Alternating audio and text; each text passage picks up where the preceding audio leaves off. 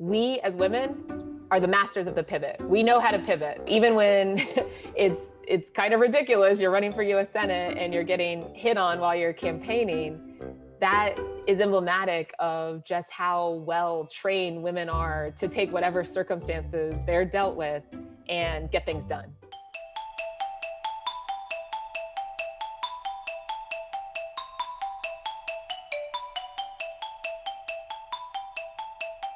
When you're campaigning at the Ohio Classic, but dudes have other ideas.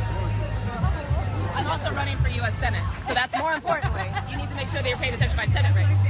Where do you live? Morgan Harper. Yeah, nice to meet you. It's funny running as a woman candidate, especially a woman of color, because I think it just gets at a lot of the representation issues. People just don't have the expectation that you're going to be running for Senate, right? And that's a big reason why we need to keep running in order to change people's view of what these institutions can be.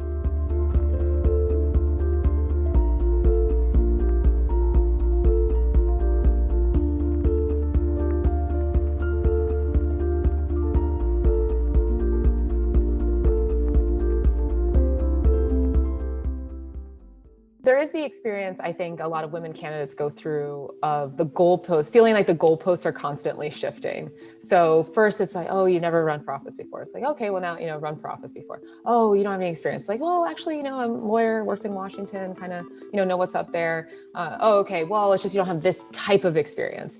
And then I think what's interesting about our politics generally now is this whole reflection on, well, what kind of experience is valuable? The kind of experience that leads us into 20-year wars that don't go anywhere and waste a lot of money, that haven't addressed the climate crisis, or the judgment that's actually going to push us in a different direction that is going to define a whole different style of politics and protect us from vulnerability.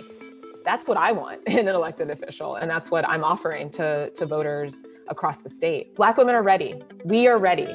We are ready to lead. We know what we need, and we can represent our communities and deliver the real change that we've been waiting for. We are able, and we are uniquely situated, I would say, to build coalition. And that's the first piece of any policy change, is mobilizing people to engage in the political process. But then once we have power, we need to be wielding it in a way that's going to deliver real change for our communities. And so I'm very much focused on, economic policy, that it's going to make it easier and finally realize that women are earning fair wages, that we are going to have more Black business owners and support that and allow an economy that provides those pathways for ownership and implement the legislation to support that.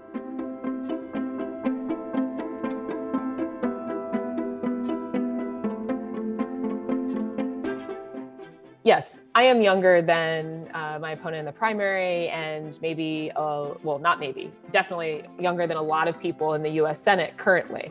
But I am 38 years old, which is about the average age of people living in the state of Ohio.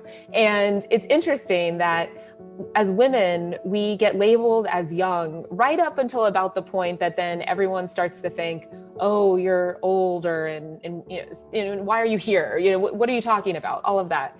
And so I think we really need to push back on this whole idea of what's young, what's old as women, and also recognize that we have a lot of men who do things at extremely young ages that then get labeled as, oh, such a ambitious guy and really, taking the bull by its horns. And when a woman does it, it's like, who does she think she is? What is that, right? It's like, no, I know exactly who I am. I'm Morgan Harper. I have experience. I have an understanding of our communities, and I'm ready to stand up and fight for us.